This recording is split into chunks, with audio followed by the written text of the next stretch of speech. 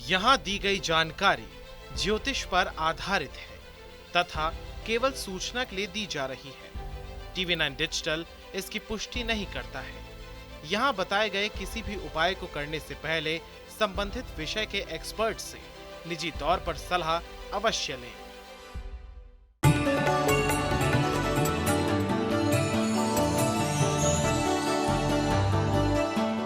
नमस्कार, astro science में आपका बहुत बहुत स्वागत है। मैं हूं आपके साथ कीर्ति अरोड़ा और मेरे साथ हैं एस्ट्रो साइंटिस्ट गुरुदेव जी वशिष्ठ जी। सर, आपका बहुत बहुत स्वागत है। माता रानी खुशियां दे, सदा सुखी रखे। पूजा पाठ का हिंदू शास्त्र में विशेष महत्व है। गुरुदेव भी अपने उपायों में भगवान की पूजा करने की सलाह जरूर देते हैं।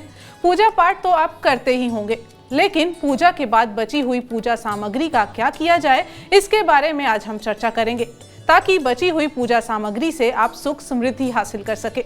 इसके साथ साथ राशि के पूरे दिन का हाल भी हम गुरुदेव से जानेंगे। लेकिन गुरुदेव, सबसे पहले जानेंगे कि पूजा में कुमकुम का प्रयोग किया जाता है, तो कुमकुम का प्रयोग क्यों होता है और पूजा के बाद बचे हुए कुमकुम का क्या किया जाए?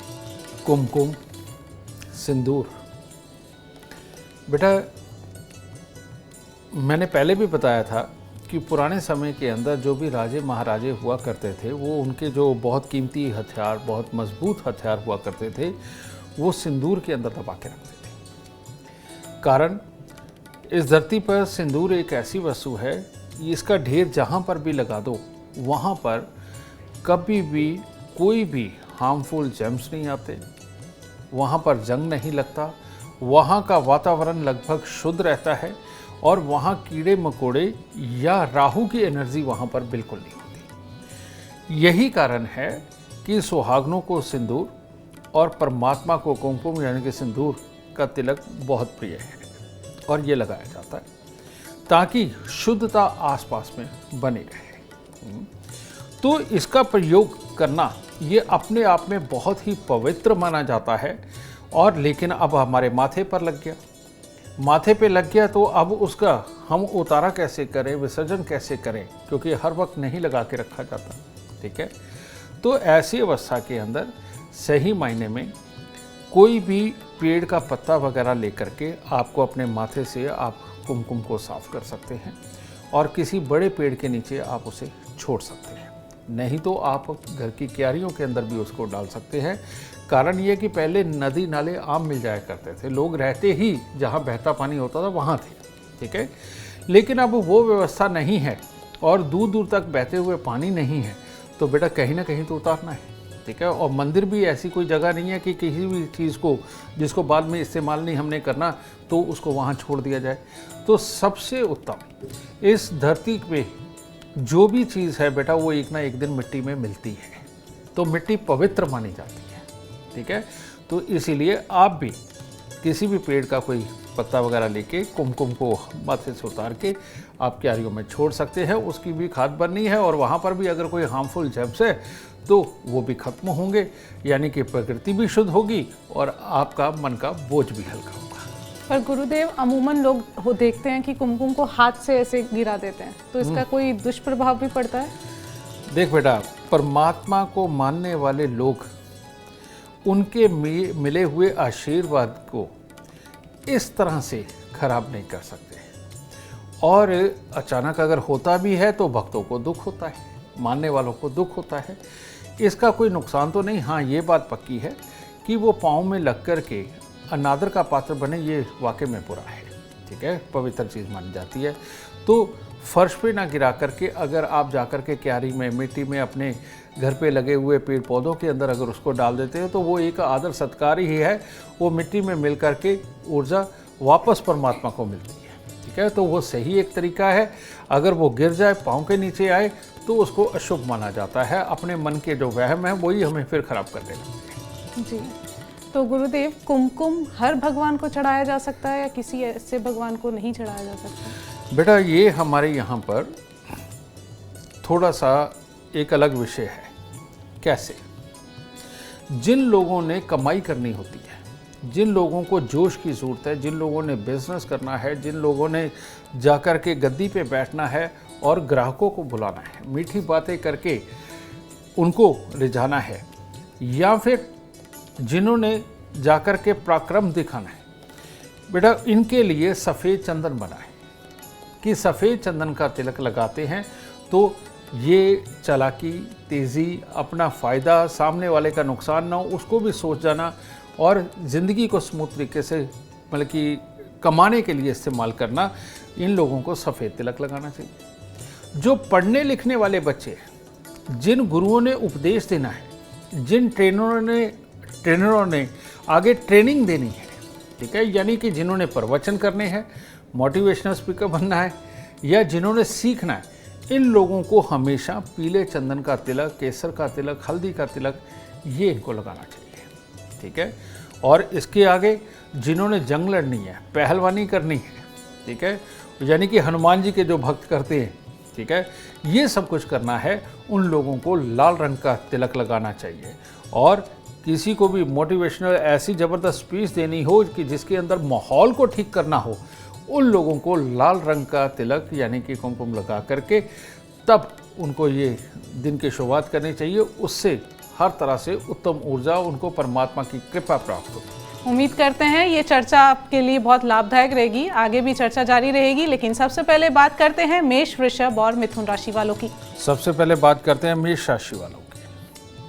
आज सुबह से ही मानसिक परेशानियों में जैसे फंसे हुए हालात बनेंगे और इसके चलते हुए जब मन के अंदर आप अपसेट होंगे तो किसी से भी लड़ाई, झगड़ा, क्लेश कुछ भी हो सकता है और कोई भी काम आप करने की कोशिश करेंगे तो आज के दिन आपके स्वभाव की वजह से उसमें खराबियाँ होंगी। इसीलिए धैर्य बनाए रखें और सुबह सवेरे मंदिर जा कर के कुछ मीठा अर्पित करके परमात्मा से आशीर्वाद लेकर के दिन को शुरू करें।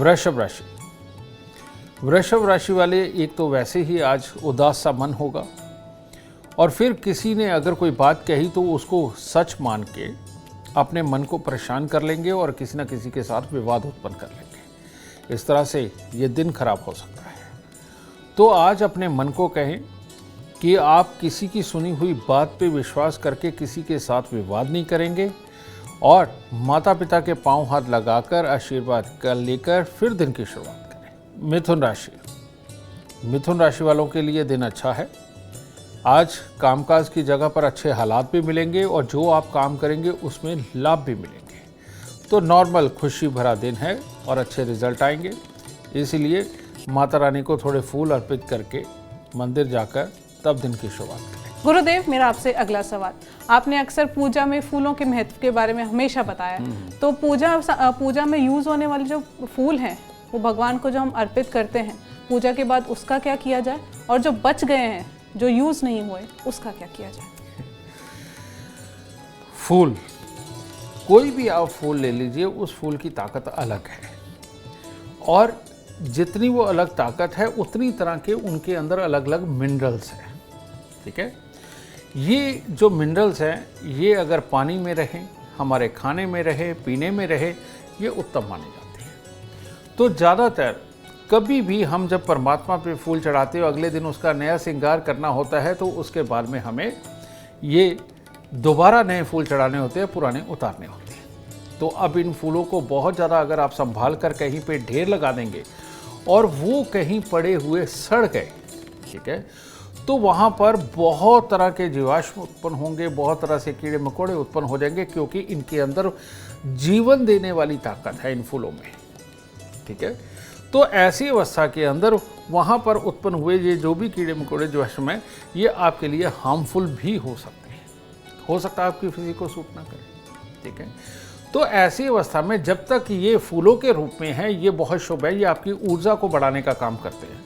कैसे? जैसे गेंदे का फूल है, गेंदे का फूल जो मैरून कलर का है वो सूर्य बुध मिश्रित है, ठीक है, और जो पीले रंग का है वो बृहस्पति से मिश्रित है, और जो एक ऑरेंज कलर का आता है आप देखते हैं वो मंगल मिश्रित है, समझेंगे।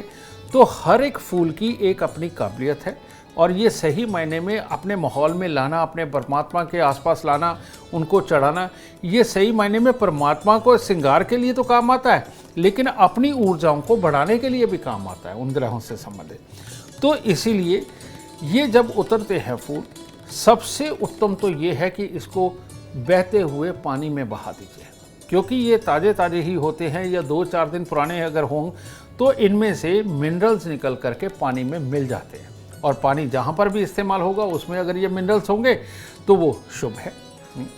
या फिर सबसे उत्तम ये है कि इसको एक ऐसी जगह पहुँचाया जाए जहाँ पर कि खाद बनाई जाती है, ठीक है। ये वनस्पति की जो खाद बनती है अगर वहाँ दिए जाए वो भी बहुत उत्तम है, क्योंकि वो बाद में खाद बन करके हमारे ही खाने पीने के लिए इस्तेमाल होना है, और उनमें ये मिनरल्स की मात्रा एक बहुत अच्छी खाद बनाएगी और हमारे लिए जो खाना पीना उत्पन्न होगा वो ज़्यादा उत्तम होगा। और ये 2 ही तरीके हैं कि एक जगह इकट्ठी करके खाद बनाई जाए। अगर वो खाद आपके खेत नहीं है तो कोई बात नहीं, आपके अपने घर पे पौधे लगाने का शौक़ आजकल सबको है, तो वो अपने घर की क्यारियों में भी उस खाद का इस्तेमाल कर सकते हैं। ये आपके घर की शुभता को और बढ़ाएगा। बहुत बढ़िया। चलिए अब कर्क, सिंह और कन्या राशि वालों का इंतजार खत्म करते हैं और जानते हैं कैसा रहेगा इनका आज का दिन। कर्क राशि। कर्क राशि वाले किसी भी तरह के आज प्लान को एग्जीक्यूट करना चाहते हैं, कोई क्रिएटिव काम करना चाहते हैं, आज आप जो भी करेंगे उसके अंदर आपको लाभ है, और आज आपकी बुद्धि आपका ज़्यादा साथ देगी, काम आप कोई भी करें। तो कुल मिला के शुभ दिन है, तो इसीलिए पक्षियों को कुछ खाने को दे करके तब दिन की शुरुआत करें। सिंह राशि। सिंह राशि के लोगों का दिन आज मेल मिलाप में ही निकलने वाला है, यानी कोई ना कोई मेहमान आ जाना या कोई पुराना परिचित मिल जाना, उसके साथ बैठ कर के वक्त पास करना या दिल को जो अच्छा लगे वो बातें करना, इस तरह का दिन है। तो नहा धो करके सुबह मंदिर ज़रूर होकर आए। कन्या राशि। कन्या राशि वालों के लिए पिछले समय से जो भी योजनाओं के ऊपर काम कर रहे हैं, जो भी प्रयास कर रहे हैं, उनकी सफलता का दिन है आज। तो आज थोड़ा ज़्यादा प्रयास करें उन कामों को सक्सेस करने का, आज आपके काम सफल होंगे। थोड़े से चावल मिश्री मंदिर में देकर तब शुरुआत करें, रिजल्ट और अच्छे आएंगे। गुरुदेव, मेरा आपसे अगला सवाल, पूजा में अक्षत हमेशा यूज होता है, तो अक्षत का क्या महत्व है पूजा में, और पूजा के बाद अक्षत का क्या किया जाए? पहले तो बेटा मैं ये बता दूं कि अक्षत का मतलब क्या है। अक्षत का मतलब ये है जो कभी खत्म ना हो, समझेंगे ना, अजर अमर लगा लीजिए। तो ये अजर अमर क्यों है? अक्षत यानी कि चावल। चावल का दाना एक ऐसी मतलब आप कह लीजिए रोप है, पौधा है जो कभी खत्म नहीं होता। और अक्षत यानी कि एक चावल के दाने से बहुत सारे अक्षत बनाए जा सकते हैं, ठीक है, बहुत सारे चावल उगाए जा सकते हैं।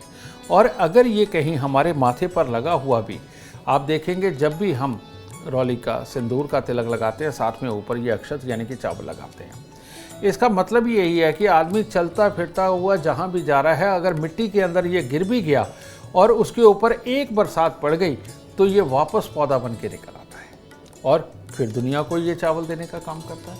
अब वो चावल या वो पौधा, ये छोटे छोटे जो जीवाश्म होते हैं, जो छोटे छोटे कीड़े मकोड़े होते हैं, इनके काम आता है, क्योंकि वो भी तो पौधे खा के ही जिंदा रहते हैं, ठीक है ना।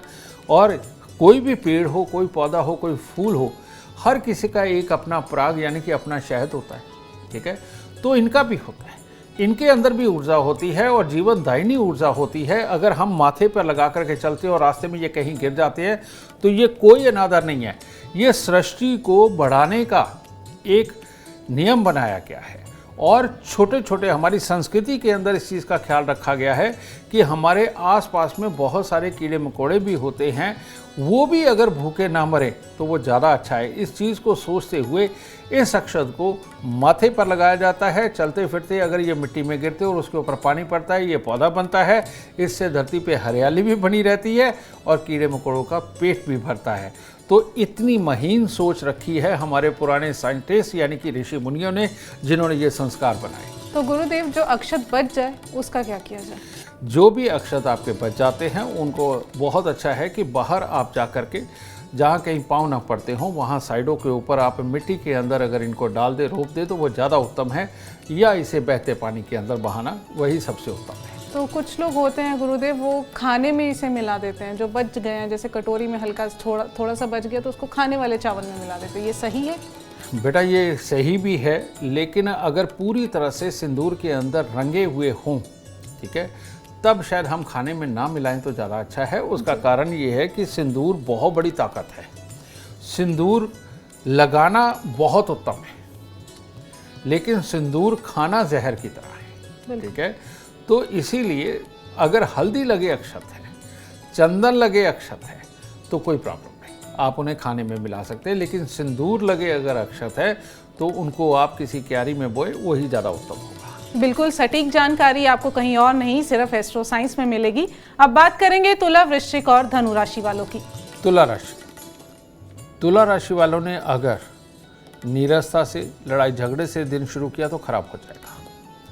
और अगर सुबह सवेरे अपने घर वालों के साथ मिल करके अच्छी अच्छी बातें करके और अच्छे प्लान जो आप एग्जीक्यूट करना चाहते हैं उनके लिए परिवार वालों से ही सलाह लेकर के अगर आप करते हैं तो आज आपका दिन शुभ होने वाला है।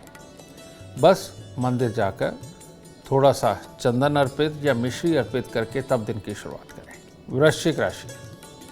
वृश्चिक राशि वालों के लिए दिन आज कुछ खास अच्छा नहीं है। आज अनचाहे मेहमान, यानी कि आपका तो काम करने को मन कर रहा है लेकिन कोई ना कोई मेहमान का मुंह रखना भी पड़ेगा अगर वो आ गया या मिल गया, इस तरह का। और अजीब सा एक डर में दिन बीतेगा कि काम पता नहीं सफल होगा या नहीं होगा, पैसे आएंगे या नहीं आएंगे, इस तरह की सिचुएशन आपके साथ होगी। और साथ में रिश्तेदारी के अंदर कोई बीमार भी हो सकता है तो उसकी भी परेशानी रहेगी। तो इसीलिए हो सके खोए की मिठाई सुबह सवेरे आप बांटते हुए जाएं और तब अपने काम पे पहुँचे, तब आपके लिए अच्छा होगा। और पॉजिटिव सोचें। धनु राशि वालों के लिए भी दिन कुछ खास अच्छा नहीं है। एक तो स्वास्थ्य में ऊपर नीचे होगा कुछ ना कुछ, और काम पे जाएंगे तो काम में भी ऊपर नीचे का ही दिन है। तो कुल मिलाकर के नीरसता भरे शाम नज़र आ रही है। चांदी का चकोर टुकड़ा अपने पास रखें और माता से आशीर्वाद लेकर के तब घर से निकलें।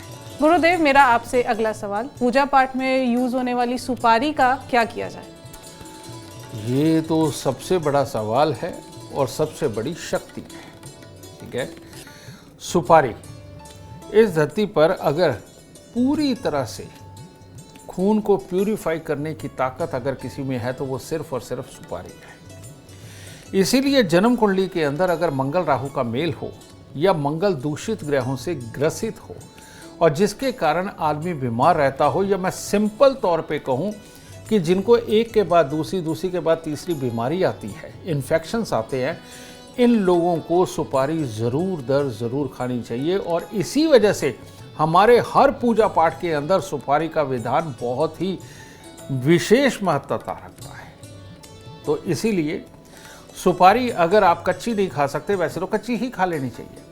और अगर मान लो दांत कमज़ोर हैं, आप नहीं कच्ची खा सकते, आप उसको काट के छोटे छोटे पीस में उसको रात्रि में पानी में भिगो दीजिए और सुबह पूरे दिन भर के अंदर थोड़ी थोड़ी एक दो पीस लेकर के उसको खाते रहें।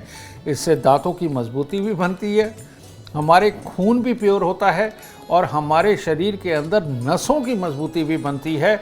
और ये बहुत बहुत बहुत ही शुभ मानी जाती है। इसीलिए तो परमात्मा को अगर विराजमान करना हो तो सुपारी के ऊपर कलावा लपेटकर उसको परमात्मा मान करके हम उसे विराजित कर देते हैं, ठीक है।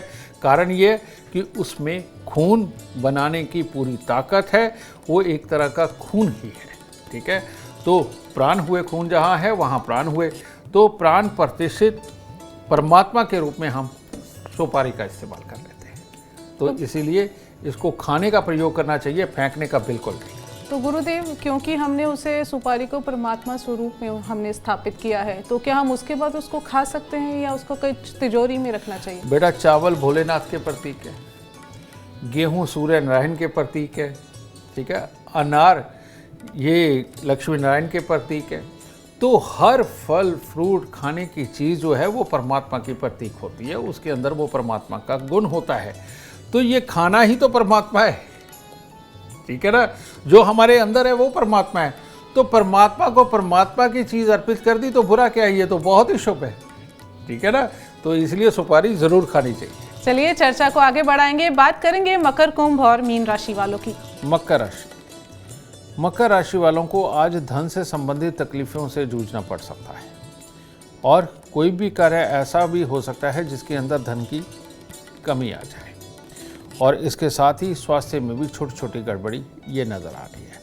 तो बरगद के पेड़ पर दूध पानी चढ़ाकर, गीली मिट्टी का तिलक लगाकर तब अगर आप निकलते तो कम से कम स्वास्थ्य आपका साथ देगा और काम कोई बात नहीं, आज नहीं होगा कल हो जाएगा।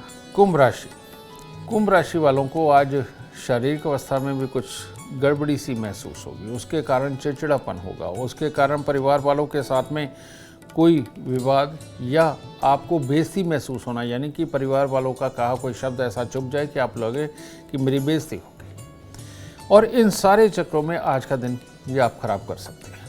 तो इसीलिए सुबह सवेरे पहले तो कुत्ते और कौवों को कुछ ना कुछ डालें और अपने आप को समझाएं कि अपनों के किसी भी चीज़ के कहने से अपनी बेइज्जती नहीं होती, जिससे कि माहौल और मन दोनों ठीक रहेंगे, तब कामों में सफलता प्राप्त।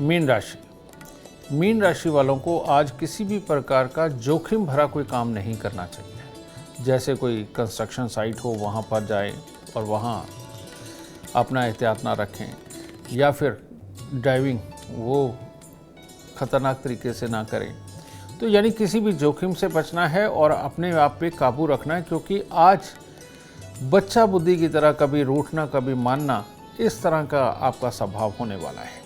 तो इसीलिए गेंदे के फूलों की माला परमात्मा को अर्पित करके तब दिन की शुरुआत करें और थोड़ा संभल कर रहें। गुरुदेव, मेरा आपसे अगला सवाल, पूजा में लौंग का इस्तेमाल होता है, पहले तो लौंग का महत्व समझाएं और पूजा के बाद अगर लौंग का किया जाए इसके बारे में भी बताएं। मैंने 1-2 एपिसोड में पहले भी बोला है बेटा कि इस धरती पर अगर ऑक्सीजन का कोई सिलेंडर है तो वो है लौंग। ठीक है, पुराने समय में जब लोग बहुत भोले थे, साइंस को पूरी तरह से जानते नहीं थे, तांत्रिक लोगों को मूर्ख बनाने के लिए लोग लौंग का प्रयोग किया करते थे। तो कैसे? अगर आप आग जला दें और लौंग की मुट्ठी भर करके कुछ भी गलत सही बोल करके अगर आप आग पे फेंकते हैं तो आपने सुना होगा फूल वाला लौंग वही लेना चाहिए जिसके ऊपर फूल हो। ठीक है, रियलिटी में फूल नहीं, वो एक तरह का ऑक्सीजन का सिलेंडर होता है। जब हम आग में फेंकते हैं तो वो एकदम से ऑक्सीजन भड़कती है और लौंग नाचने लग जाते हैं। ठीक है, तो वो उन चीज़ को जादू मानते थे, जबकि सच्चाई यही है कि उसके अंदर ऑक्सीजन बहुत ज़्यादा मात्रा में है। जिन लोगों को, बच्चों को याद नहीं रहता, जो लोग दिमाग के चुस्त नहीं है, जो कंसंट्रेट नहीं कर पाते, समझ गए, और या फिर हर वक्त उदास रहते हैं, बेटा इन लोगों को ऑक्सीजन की बहुत ज़्यादा ज़रूरत होती है, इन सब लोगों को। और इन लोगों को सुबह दोपहर शाम 1-1 या 2-2 लौंग चूस के खाने चाहिए, और वो भी फूल वाले, क्योंकि इसके खाने से सबसे ज़्यादा ऑक्सीजन की मात्रा हमारे अंदर जाती है, हमारी रगें खुलती हैं, और ऑक्सीजन अगर अंदर ज़्यादा अच्छी मात्रा में होती है तो खून का फ्लो भी बहुत शानदार चलता है। और अगर ये चलता है तो नसों के अंदर रुकावट नहीं आती, और नसों में अगर रुकावट नहीं होगी तो आपका शरीर भी स्वस्थ रहेगा, दिमाग भी स्वस्थ रहेगा। लोग जो अनुलोम विलोम करते हैं वो ऑक्सीजन को अंदर पहुंचाने के लिए ही करते हैं, दिमाग तक ऑक्सीजन पहुंचे इसके लिए करते हैं।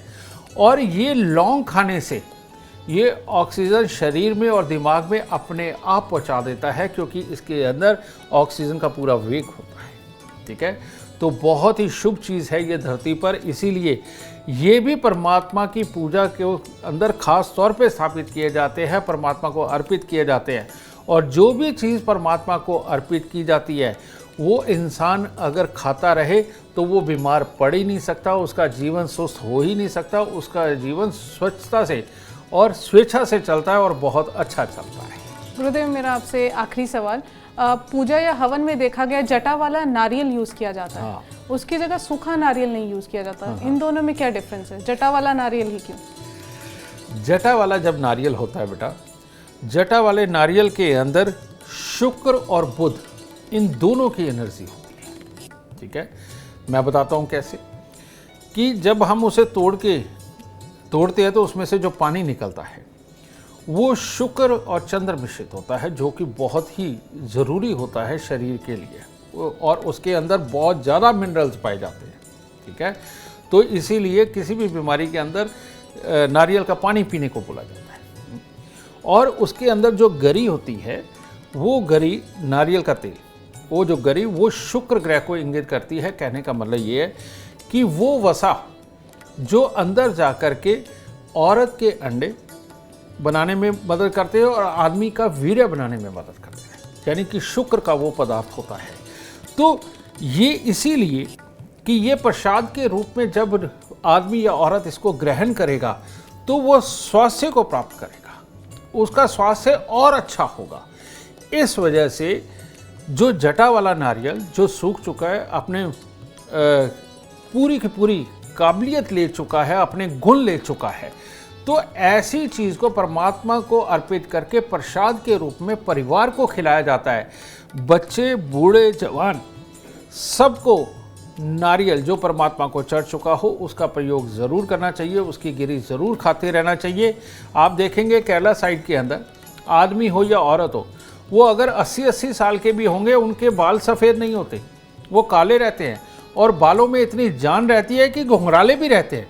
वो कारण ही यही है क्योंकि वो नारियल का तेल ही खाते हैं और नारियल का तेल ही लगाते हैं। और आपको एक और बात बता दूं कि दुनिया के अंदर ऐसी कोई क्रीम नहीं बनी जो नारियल के तेल का मुकाबला कर ले। आप इसे खाने में, शरीर पर लगाने में, और जो बहुत सुंदर होना चाहती हैं लड़कियां भी, उनको शौक है, और इवन लड़के भी, अगर वो बाकी के प्रोडक्ट को छोड़ के सिर्फ नारियल का तेल जो प्योर रूप में बनता है कोल्हू से निकल करके, अगर वही लगाए तो आप अपनी क्रीम को पहले लगा के अपने आप को देख लीजिए और उसके बाद आप 2-3 महीने नारियल का तेल लगा के देखिए, आपको पता चलेगा कि इससे बढ़िया क्रीम धरती के ऊपर कोई बनी ही नहीं है जो आपको सुंदर बनाने का भी काम करे। मुझे लगता है अभी आधी से ज़्यादा जनता नारियल तेल यूज़ करेगी। उम्मीद करते हैं आपको आज का एपिसोड अच्छा लगा हो और गुरुदेव की बताई बातें आपके काम बनाएं। और अगर आप जीवन में सफलता चाहते हैं, अपार धन और लाभ चाहते हैं, तो गुरुदेव के बताए उपाय ज़रूर करें। उम्मीद करते हैं आपको आज का विषय पसंद आया होगा। कल आपके सामने लेकर आएंगे एक और नया विषय जो आपकी कॉम्प्लिकेटेड लाइफ को बना देगा आसान और खुशियों से भरपूर। अगर आप हमारे गुरुदेव से मिलना चाहते हैं या पर्सनल बात करना चाहते हैं तो हमें कॉल करें। हमारा नंबर है 9999900522। आप भी सुख, समृद्धि और खुशहाली चाहते हैं और चाहते हैं कि दुखों का अंत हो जाए तो एस्ट्रो साइंस ऐप डाउनलोड करना ना भूलें। फिलहाल समय हो गया है आपसे इजाजत लेने का। आप बने रहें हमारे साथ और हमारे एस्ट्रो साइंटिस्ट गुरुदेव जी डी वशिष्ठ जी के साथ देखना ना भूलें एस्ट्रो साइंस, रोजाना सुबह 8 बजे। नमस्कार।